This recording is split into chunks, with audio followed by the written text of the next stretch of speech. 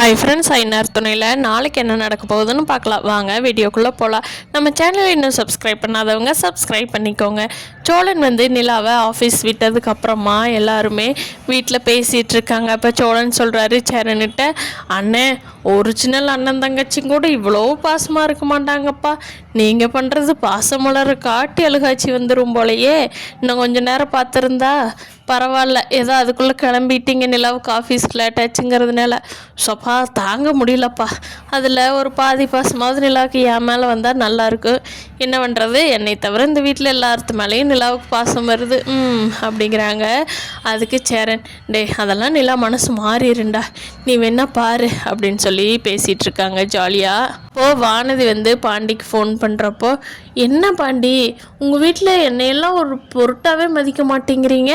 அந்த நிலா ரூமுக்கு பாம்பு வந்துட்ட உடனே எல்லாரும் வேலை லீவு போட்டுட்டு மாங்குன்னு வீட்டை ரெடி பண்ண கிளம்பிட்டீங்களே. இதெல்லாம் ரொம்ப டூ மச் பாண்டி. நிலாவுக்குன்னா பயங்கரமாக எல்லோரும் இருக்கீங்க. ஆமாம், நாளைக்கு நானும் கல்யாணம் பண்ணி வந்தால் என்னையும் இப்படி பார்த்துக்குவீங்களா பாண்டி அப்படிங்கிறாங்க. அதுக்கு பாண்டி, அதெல்லாம் நீ நடந்துக்கிறத பொறுத்து. நிலா அண்ணி எங்களுக்காக எவ்வளோ கேர் எடுத்து ஒவ்வொன்றையும் பார்க்குறாங்கன்னு உனக்கு வாயில் சொன்னால் புரியாது வானதி, நீ நேரில் பார்த்தீங்கன்னா தான் தெரியும் அப்படிங்கிறாங்க. என்னடா அப்படி என்னடா அவங்க பண்ணுறாங்க? வீட்டு வேலை கூட சேரன் அண்ணன் தான் செய்கிறாரு. நிலா அப்படி என்னடா பண்ணுறாங்க? சரி வானதி, நான் சண்டை கட்டுற மூடில் இல்லை, நீ நான் போய் வேலை பார்க்குறேன்ட்டு பாண்டி வேலை பார்க்க போயிடுறாரு. ஆஃபீஸில் ராகவ் நிலா அந்த ஃபைலை என் கேபினுக்கு எடுத்துகிட்டு வாங்க அப்படின்னு சொல்லிட்டு முகத்தில் ஏதோ காயம் இருக்கிறத வெளியில் காட்டாமையே வேகமாக உள்ளே போயிடுறாரு. அப்போது திவ்யா சொல்கிறாங்க, இல்லை ராகவ் சார் ஏதோ டயர்டாக இருந்த மாதிரி இல்லை, முகத்தில் கூட ஏதோ அடிபட்ட மாதிரி இருந்துச்சு, என்னன்னு தெரியல. நீங்கள் ஃபைல் கொண்டே கொடுக்குறீங்க இல்லையா, அப்போ கேட்டு வாங்க, நான் கொஞ்சம் அர்ஜென்ட் ஒர்க்கு அப்படின்னு சொல்லி திவ்யா சொல்கிறாங்க. நிலா ஓகே திவ்யா அப்படின்னு சொல்லிட்டு ஃபைல் எடுத்துகிட்டு நிலா உள்ளே போகிறாங்க. அப்போ ராகவ் அந்த ஃபைலுக்கெல்லாம் வேலையில்லை, உங்கள்கிட்ட தனியாக பேசணும், அதுக்காக தான் வர சொன்னேன் அப்படிங்கிறாங்க. ஓகே ராகவ் சொல்லுங்கள் அப்படிங்கிறாங்க நிலா. ஆமாம், இந்த விஷயத்தையெல்லாம் சோழன்கிட்ட சொல்லி சோழன் என்ன ரவுடி மாதிரி பிஹேவ் பண்ணுறா, நான் போலீஸ்கிட்ட போயிருந்தேன்னா என்னோடய கெப்பாசிட்டி என்ன, சோழனோட கெப்பாசிட்டி என்னன்னு உங்களுக்கு தெரியுமில்ல அப்படிங்கிறாங்க. அதுக்கு நிலா ஓ நல்லா தெரியும் ராகவ், நீங்கள் போலீஸ்கிட்ட போயிருந்தீங்கன்னா திருப்பி அது உங்களுக்கு தான் ஏன்னா அந்த கம்ப்ளைண்ட்டில் என்னென்ன நடந்துச்சுன்னு நான் தான் விட்னஸ், நான் சொல்கிறது தான் போலீஸ் கேட்பாங்க. அதனால் கண்டிப்பாக அது உங்களுக்கு தான் பிரச்சனையாகும். அதனால தான் நீங்கள் போலீஸ்கிட்ட போகலைன்னு நினைக்கிறேன். சரி ஓகே ராகவ், நீங்கள் அஃபிஷியல் ஒர்க்னால் மட்டும் என்னை கூப்பிட்டு பேசுங்க, மற்றபடி பர்சனலெல்லாம் எனக்கு தேவையில்லை, நீங்கள் பேச வேண்டவும் கூட, அது எனக்கு விருப்பமும் இல்லை அப்படின்னு சொல்லிட்டு நிலா வேகமாக கேபின் விட்டு வெளியே வந்துடுறாங்க.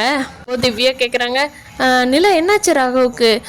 தெரியலடி, நான் அவர் ஆஃபீஸ் ஃபைல் கேட்டதுனால அதை பேசிட்டு ஏதோ ஒரு யோசனையாக மறந்துட்டு வந்துட்டு அப்படிங்கிறாங்க. என்ன நிலா, முந்தா நாள் நீ மட்டும் தனியாக ராகவ் சார் கூட இருந்த, அப்போ இருந்தே உன் ஃபேஸ் சரியில்லையே, என்னாச்சு அப்படிங்கிறாங்க. அதெல்லாம் ஒன்றும் இல்லை திவ்யா, நீ வேலையை பாரு, அவர் தான் அன்றைக்கி வேலை எதுவும் இல்லை, வீட்டுக்கு கிளம்புங்கன்னு சொல்லிட்டாரே, அதனால் ஒன்றும் பிரச்சனை இல்லை அப்படின்னு சொல்லி நிலா எப்படியோ சமாளிச்சிட்றாங்க. வீட்டில் கொஞ்சம் திங்ஸ் வேணும்னு சொல்லி சேரன் சொன்னதுனால எல்லா திங்ஸும் கொண்டுட்டு இறக்குறாங்க. அப்போ கார்த்திகா வீட்டில் இருக்கிற அவங்க அம்மாவும் கார்த்திகாவோட மாமாவும் என்னடா என்னமோ வீடெல்லாம் கட்டுறீங்க, இந்த தான் கேஸில் இருக்குல்ல, எதுக்கு வீட்டு வேலையெல்லாம் செய்கிறீங்க, போலீஸ் கூட்டிகிட்டு வரட்டுமா அப்படின்னு சொல்லி கேட்குறாங்க. அதுக்கு சோழன் போய் கூட்டிகிட்டு வாங்க, குடியிருக்கிற வீட்டில் ஒரு பாம்பு வந்தால் கூட சரி பண்ணக்கூடாதுன்னு போலீஸ் சொல்கிறாங்கன்னு நானும் பார்க்குறேன் அப்படிங்கிறாரு சோழன்.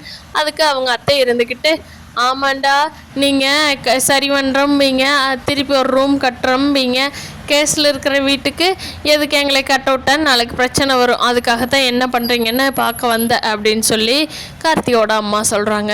சரி பண்ணுறத தவிர ஏதாவது எக்ஸ்ட்ரா ஒரு செங்கல் வச்சிங்க, நேராக போலீஸுக்கு தான் போவேன் அப்படின்னு சொல்லி கார்த்திகாவோட அம்மாவும் மாமாவும் வான் பண்ணி விட்டுட்டு போகிறாங்க. தான் வீட்டில் இருக்கிறவங்களுக்கெல்லாம் ஒரு சந்தேகம் வருது, எப்படி அவங்களுக்கு அவ்வளோ இடத்த விட்டுட்டு நம்மளுக்கும் இதில் எப்படி கேஸ் போடுவாங்க, அந்த பத்திரத்தையெல்லாம் நம்ம எடுத்து பார்க்கணும் அப்படின்னு சொல்லி சேரன் அண்ணா சொல்கிறாரு. அப்போ அவங்க அப்பாவும், ஆமாண்டா நானும் அந்த பத்திரத்தை படித்தே பார்க்கலடா, அதில் என்ன இருக்குன்னு இருடா எடுத்துறேன், இப்போ தேடி பார்த்துக்கலாம் அப்படின்னு நடேசன் அந்த பத்திரத்தை எடுத்து கொடுக்குறாரு. அந்த பத்திரத்தில் தெளிவாக இருக்குது, இந்த சொத்து நடேசனுக்கு மட்டும்தான் சொந்தம், எந்த கேஸ் போட்டாலும் இந்த பத்திரத்தை கொண்டு போய் காட்டலாம் அப்படின்னு சொல்லி தெளிவாக இருக்குது. இவ்வளோ நாள் இந்த பத்திரத்தை அவங்க படித்து பார்க்காதனால தான் இந்த வீட்டில் எந்த வேலையுமே செய்ய முடியல. வேகமாக அந்த பத்திரத்தை எடுத்துக்கிட்டு என்ன பண்ணலாம் அப்படின்னு யோசிக்கிறாங்க. கண்டிப்பாக இதுக்கு ஒரு நிலா நல்ல தீர்வு கண்டுபிடிச்சி சொல்ல போகிறாங்க. பார்க்கலாம் ஃப்ரெண்ட்ஸ். ஐயனார் துணையில் அடுத்தடுத்து என்ன இன்ட்ரெஸ்டிங்காக நடக்குதுன்னு.